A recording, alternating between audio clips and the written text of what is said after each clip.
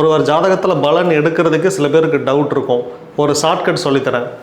இப்போது என் ஜாதகத்தை வச்சு என் அப்பாவுக்கு பார்க்குறீங்க அப்படின்னா, அப்பானா என்னோட ஜாதகத்தில் லக்னத்திலிருந்து 9, அப்போ 9 லக்னமாக வச்சுக்கோங்க. அப்படி வச்சு ஜாதகம் எடுங்க. என் அம்மாவுக்கு பார்க்கணும் அப்படின்னா என் ஜாதகத்திலிருந்து லக்னத்தில் இருந்து 4வது வீடு, அதை 4 லக்னமாக வச்சு ஒரு பலன் எடுங்க. இல்லையா, இன்னைக்கு இப்போ எனக்கே பார்க்குறோம் அப்படின்னா எனக்கு என்ன தசை நடக்குதோ இந்த தசை நடத்தக்கூடிய கிரகம் என் ஜாதகத்தில் எங்கே இருக்குதுன்னு பார்த்து அதை லக்னமாக வச்சு இப்போ ஒரு ப்ரிடிக்ஷன் எடுத்து பாருங்கள். 75% ப்ரிடிக்ஷன் பக்காவாக மேட்ச் ஆகும். ஏன்னா இப்போ எல்லாரும் என்ன கேட்பாங்கன்னா, எப்போ கல்யாணம் நடக்கும், எப்போ குழந்தை பிறக்கும், கரெக்டாக சொல்லுங்கள் அப்படின்னா அதற்கான தசா புத்திகள் ரெண்டுமே மீட் ஆகணும். அந்தரம் வரைக்குமே நீங்கள் பார்க்கணும். பார்த்து தான் நீங்கள் ப்ரெடிக்ஷனே சொல்ல முடியும். வீடு கொடுத்தவர், அந்த வீட்டில் இருக்கிறவர் இன்றைக்கி தேதிக்கு கோச்சார ரீதியில் எங்கே இருக்கிறார், என்ன வலிமையில் இருக்கிறார், யார் யாரெல்லாம் அவங்கள பார்க்குறாங்க.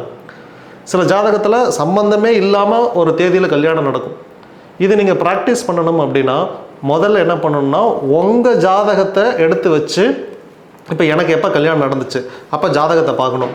எனக்கு இருக்கக்கூடிய ஜாதகத்தில் கல்யாணம் நடக்குங்கிற மாதிரி நான் ப்ரிடிக்ஷன் பண்ண தேதியில் தான் என் கல்யாணம் நடந்துச்சா, அப்படி தான் என் குழந்தை பிறந்துச்சா, பையன்தான் எனக்கு பையன்தான் அப்படின்னு என் ஜாதகத்தில் இருந்துச்சா அப்படின்னு நீங்களே உங்கள் சுய ஜாதகத்தை உங்கள்கிட்ட ஆல்ரெடி ஆன்சர் இருக்குது, இப்படி வச்சு நீங்கள் செக் பண்ணி பாருங்கள். அடுத்து உங்கள் அம்மா அப்பா அண்ணன் தங்கச்சி இவங்க ஜாதகத்தில் இப்போ இவங்களோட கேரக்டர்லாம் உங்களுக்கு தெரிஞ்சிடும். எங்கள் அம்மா இப்படி தான் இருக்காங்க, எங்கள் அம்மாவோடைய வாழ்க்கை இப்படி தான் இருக்கு, எங்கள் அம்மா எங்கள் அப்பாவுக்கான அந்த வாழ்க்கை இப்படி தான் இருக்குது அப்படிங்கிறத உங்களுக்கு ஆன்சர் தெரிஞ்சிருச்சு. அம்மா உன் ஜாதகத்தை கூட, உன் ஜாதகம் எப்படி இருக்குன்னு நான் பார்க்குறேன் அப்படின்னு இப்போ அம்மா ஜாதகத்தை பாருங்கள். உன் தம்பி நல்லா படிக்கிறானா படிக்கலையா, வேலைக்கு போகிறானா, உன் பேச்சை கேட்குறானா, இது எல்லாமே இப்போ உனக்கு தெரிஞ்சிடும். இப்போ உனக்கு ஆன்சர் தெரிஞ்சிருச்சு.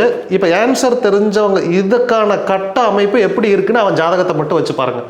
இப்போது என்ன தசாபுத்தி ஓடுதுன்னு பாருங்கள். நானும் என் தம்பியும் நல்லா உறவில் தான் இருந்தோம். எப்போ உறவு இருந்தோன்னா ஒரு 6 வருஷத்துக்கு முன்னாடி. அப்போ என்ன தசா புத்தி ஓடுச்சுன்னு பாருங்கள். அந்த தசையில் அந்த புத்தியில் கெடுத்த ஒரு கிரகம், உதாரணமாக ராகு தசையில் சந்திர புத்தி நமக்கு கெடுதல் பண்ணுச்சுன்னா, அடுத்து ஒரு குரு தசை வந்துச்சுன்னா அந்த குரு தசையிலையுமே இந்த சந்திர புத்தி கெடுதல் தான் பண்ணும். சுற்றி இதெல்லாமே ஒரு சைக்கிள் தான். இந்த சைக்கிள் எப்போ சுற்றி மீண்டும் அதே கிரகம் வருதோ அந்த கிரகம் வரும்போது உங்களை பாடாக படுத்திருக்கும்.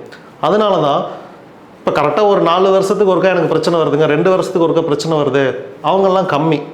அவங்க குரு சந்திர யோகம் இருக்கிறவங்க அப்படி பெரும்பாலும் 1.5 வருஷத்துக்கு ஒருக்கா, 2 வருஷத்துக்கு ஒருக்கா, 4 வருஷத்துக்கு ஒருக்கா இந்த மாதிரி கரெக்டாக அடி வாங்குவாங்க.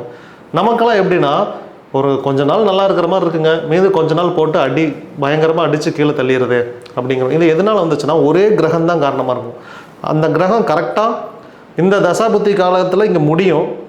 இப்போ ராகு தசையில் முடியுது அப்படின்னா அடுத்து குரு வராருன்னு டக்குன்னு மேலேயே வந்துடும். அப்போ மேலே வரும்போது மறுபடியும் பிரச்சனை ஸ்டார்ட் ஆகும். ஒரு 4 வருஷத்துக்குள்ளேயே மீண்டும் ஒரு கிரகம் வந்துடும்.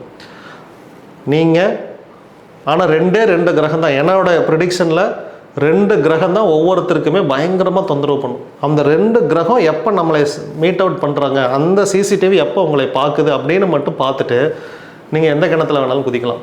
இப்போ நான் ஒரு புதுசாக வீடு கட்டுறேன், இன்றைக்கி தேதிக்கு நான் நல்லா இருக்கேன், அப்போ எல்லா பேங்க்லேயும் லோன் வாங்கு அப்படின்னு சொல்லிட்டு பெரிய கிணத்துல போய் குதிக்கக்கூடாது. அப்படி குதிக்கிறதுக்கு முன்னாடி இந்த நல்ல காலங்கிறது இன்னும் எத்தனை வருஷத்துக்கு இருக்குது, இதுக்கு பின்னாடி யார் வரா, 4 வருஷம் கழிச்சு என்ன கிரகம் வருது, அந்த கிரகம் வருது. இப்போ ஒரு சுக்கிரன் வருதுன்னு வச்சுக்கோங்களேன், இந்த சுக்கிரன் இதுக்கு முன்னாடியுமே எனக்கு வந்திருக்கும். அப்போ அந்த வருஷத்தில் போய் பின்னோக்கி நீங்கள் பாருங்கள். இந்த 2018 சுக்கிரன் வந்திருக்குது. அப்போ 2018-19 நமக்கு இந்த சுக்கிரன் நல்லது பண்ணாரா கெட்டது பண்ணாரா? இல்லை, லாக்டவுனுக்கு முன்னாடி நாம் ரொம்ப மோசமான நிலைமையில் தான் இருந்தோம். அப்போ 2027 மீண்டும் சுக்கிரன் வராரு.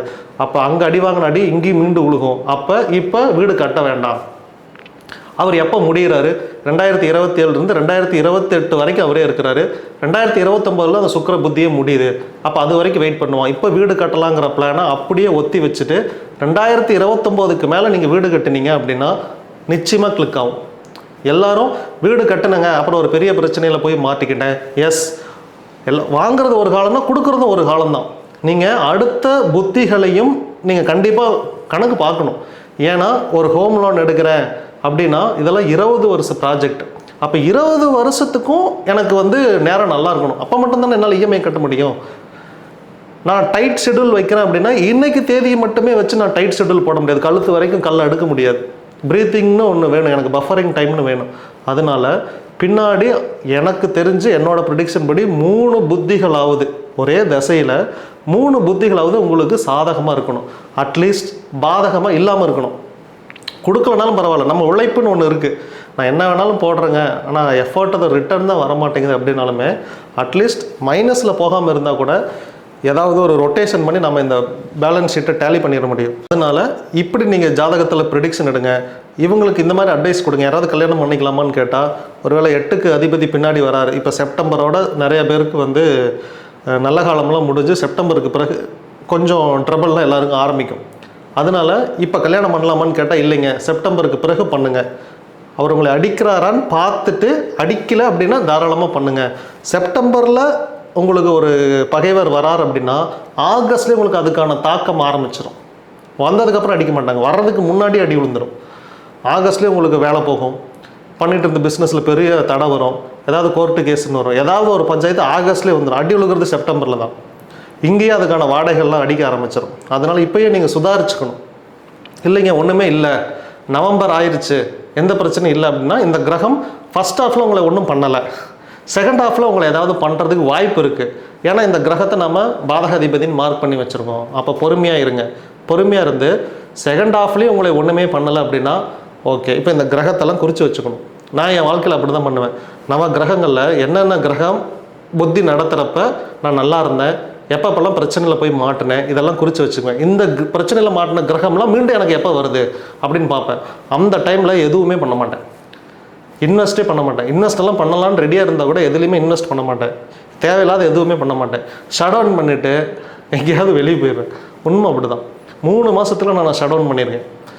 அது ஒன்றுமே நடக்காது, என்ன பண்ணாலும் அது வேஸ்ட்டு தான் அப்படின்னு தெரிஞ்சிச்சுன்னா நான் 3 மாதத்துக்குள்ளே ஷட் டவுன் பண்ணி அமைதியாக இருந்திருக்கேன், பொட்டாட்டாக இருந்திருக்கேன். கோயிலுக்கு கூட போக மாட்டேன், எங்கேயாவது போனால் பஞ்சாயத்தாகும்.